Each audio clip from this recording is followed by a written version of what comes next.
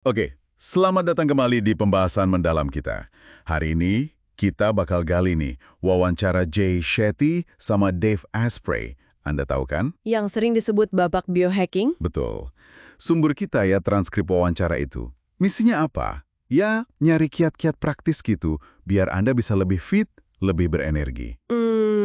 Tapi tanpa merasa harus jungkir balik mengubah hidup gitu ya? Nah, itu dia. Siap. Yuk kita bedah bareng. Siap. Jadi intinya Asprey ini ya dia fokus ke kerja cerdas bukan kerja keras. Gimana kita bisa nge-hack biologi kita sendirilah buat hasil maksimal tapi usahanya efisien. Dia bahkan klaim loh, usia biologisnya itu jauh lebih muda dibanding usia KTP-nya gitu berkat pendekatan ini. Wah, klaimnya lumayan berani ya. Dia nyebut biohacking itu kayak terapi gen, terus pengukuran metilasi DNA. Iya, metilasi DNA. Itu kan semacam penanda kimia di DNA kita ya, buat lihat seberapa oke sel kita menua. Betul-betul, kayak raport penuaan sel gitulah. Nah, yang menarik lagi nih, dia nantang konsep kita soal males. Gimana tuh? Nah, ini unik. Jadi Asprey ngelihat rasa malas itu bukan kelemahan, malah dianggap bagian dari, sistem operasi tubuh kita. Sistem operasi tubuh, maksudnya? Ya, tubuh kita kan dirancang buat hemat energi. Nah, rasa malas itu sinyalnya, dan ini katanya bisa dimanfaatkan. Dimanfaatkan gimana? Contoh paling gokil mungkin soal latihan ya.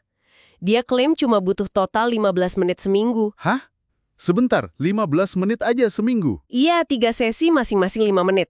Pakai teknologi AI tertentu itu katanya. Dan hasilnya, peningkatan kebugaran 6 kali lipat dibanding kalau kita kardio berjam-jam. Loh, kok bisa? Itu kan kedengarannya kayak terlalu bagus ya buat jadi kenyataan. Rahasianya apa? Kuncinya, menurut Asprey ini, ada di intensitas stimulusnya.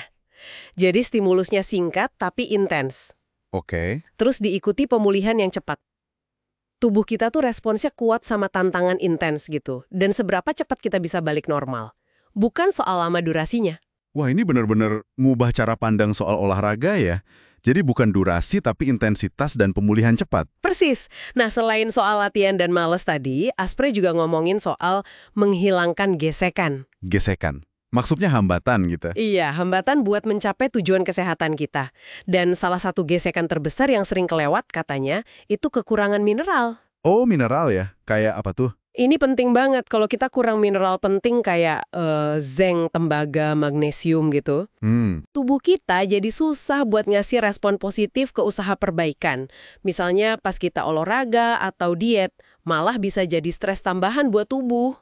Wah, jadi mineral itu fondasi banget ya? Banget! Asprey nekenin pentingnya fondasi mineral ini, plus vitamin larut lemak.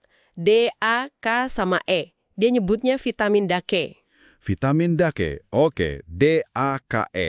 Iya, itu dulu katanya sebelum mikir suplemen macam-macam.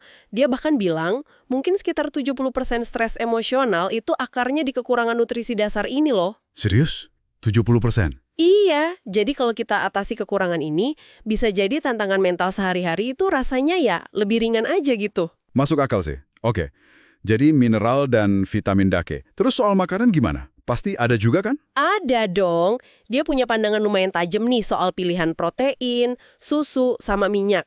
Ternyata ya, nggak semua sama bagusnya. Oke, gimana tuh soal protein? Sarannya sekitar 0,8 sampai 1 gram per pon berat badan ideal Anda.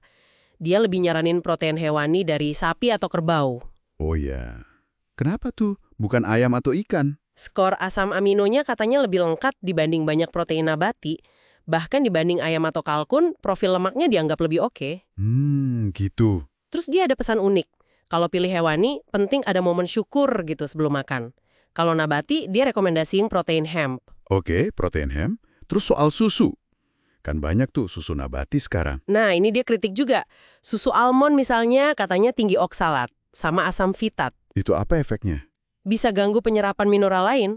Terus susu oat selain ada asam fitat juga, katanya bisa naikin gula darah mirip, ya kayak minum soda gitu. Waduh, jadi alternatifnya apa dong? Santan dianggap lebih baik, meski ya proteinnya emang rendah.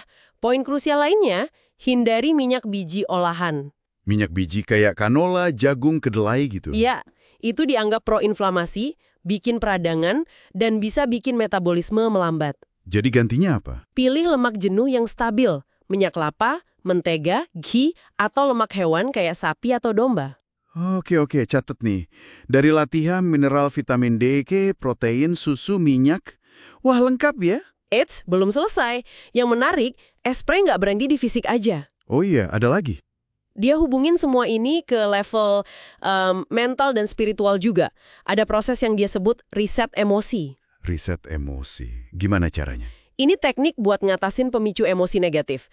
Jadi intinya ada beberapa langkah. Pertama, pas pemicunya muncul, sadari dulu, identifikasi. Oke. Kedua, izinin diri Anda buat ngerasain emosi negatif itu. Jangan dilawan, tapi rasain aja. Dirasain ya. Ketiga, coba cari satu hal aja, sekecil apapun, yang bisa disyukuri dari situasi itu. Cari rasa syukur di tengah emosi negatif. Menarik. Iya. Baru langkah keempat, lakukan proses memaafkan.